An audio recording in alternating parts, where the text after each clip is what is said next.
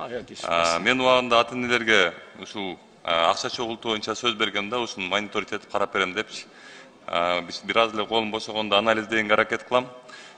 Негизинен биздин мектептерде 3 проблема бар экен да. Биринчи проблема бул ошол ата энелерден акча чогултуу.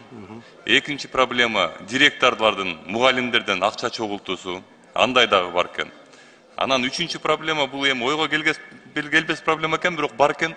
Кээ бир мугалимдер ушундай мафия болуп атыптыр, директорду коркутуп алышат экен да. Ушул 3 проблема бар экен биздечи, мектептердечи. Мунун чечүү жолдорун издеп көрөтам, мен деле сиз деле жооп бермекмин болсо керек, сиздин ордуңузда болсо. Оор болуп атат да, чындап элечи. Анткени мындайча айтканда бул чогултуулар добровольный экен.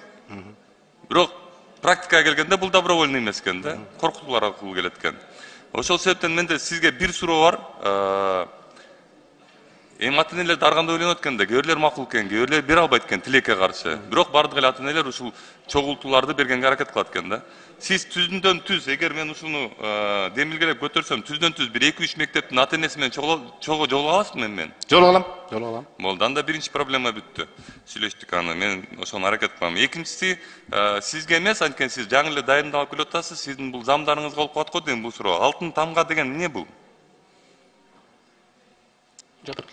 Алтын тамга деген бул биринчи класстан 11 класска чейин жалаң 5 менен окуган окуучулар өзгөчө аттестатты алышат. Ошого атайын жанагы тесттерден өтүшөт предметтер боюнча. Ошол предметтерден эгерде тастыктаса, урматтуу министр, угуп койсоңуз мен билем муну. Тастыктаса, демек алтын тамга деген жана өзгөчө кызыл түстөгү аттестат алат. Эмне керек аны?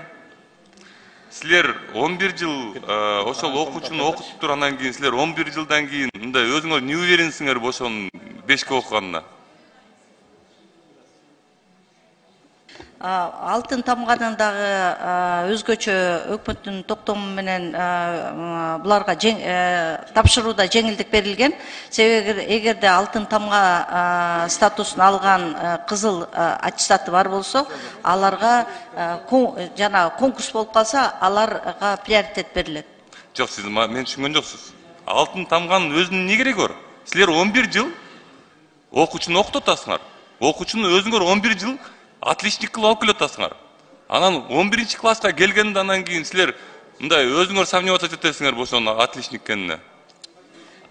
Бул тышкы баалоо деп айтсак болот да.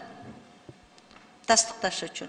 Жок, силер бүт отличниктер мындайча айтканда бул тестти сдавать этет, туурабы?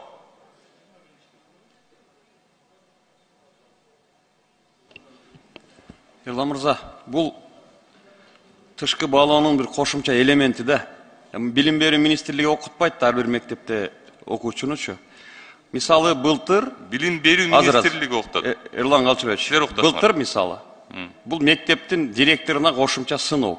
Мисалы былтыр 2000ден ашуун тапшырган баланын басымдуу бөлүгү алтын тамгадан тапшыра албай калды. Бул мектептин директоруна бериле турган баа болот. Бул мындайча бүгүнкү тил менен айтсак, сертификация катары кабыл алсак болот да муну дагычы. Анткени ал ыктыярдуу. Мен отличникмин. ОРТга тапшырганда менде льгота болот деп бала тапшырат. Эгер тастыктай алса, мектептин сапат көрсөткүчү. Тастыктай албай калса, мектепте жөн эле формалдуу нерсе берилип атыптыр деген түшүндүрөт. Жок, анан макул, анда ошондой болду деп коелу. Директор кандай ответственность бар ошого? Сиз айткандай болсун. Мектеп директоруна билим Зав районунан баштап билим берүү министринин деңгээлине чейин баа берилиш керек. Мисалы бизде Надира Сынташевна билим берүү министрлиги баа бериш керек кайра, туурабы? Бериш керек. Эми карап туруңуз. Сиз айттыңыз мага, биз окутпайбыз дедиңиз, окуучуларды, мугалимдер окутуп атасыз.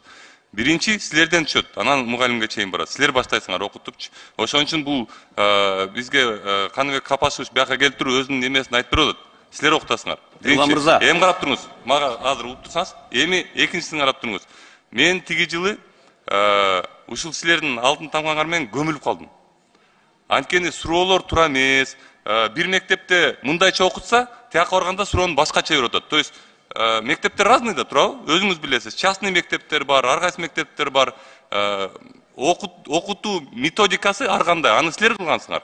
немецкий бар, математический бар, тигинси бар, бунусу бар. Суроолор дагы дал келбей калып атат да ошолоргочу. Анан дагы бир жерин айтып кетейин мен силерге. Дагы бир жолу айтып атам. Рахмат. Аппарат.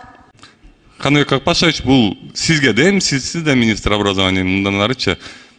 Мындайча айтканда 11 жыл окутуп, окуучуну 5 деген бааны берип келип туруп, анан 11ге келгенде баланы талкалап коюп атышат. Анткени бала түшүнбөй калып атат. Мен кантип 11 жыл 5 алып келип окуп келип туруп, андан кийин бир тесттен өтүп туруп, ушул тесттен өтүп туруп, алтын тамгадан өтүп туруп, кандайча мен албай калдым деген суроолор келип атат да. Ошол себептен мен ойлойм, сиз ушуну карап коесуз деп, бул мындай менин оюм боюнча, мен карап анализдеп көргөн боюнча бул туура эмес деп ойлойм да. Өзүңөрдүн немеңерге өзүңөр туура эмес оценка берип атасыңар да образованияңаргачы. Рахмат.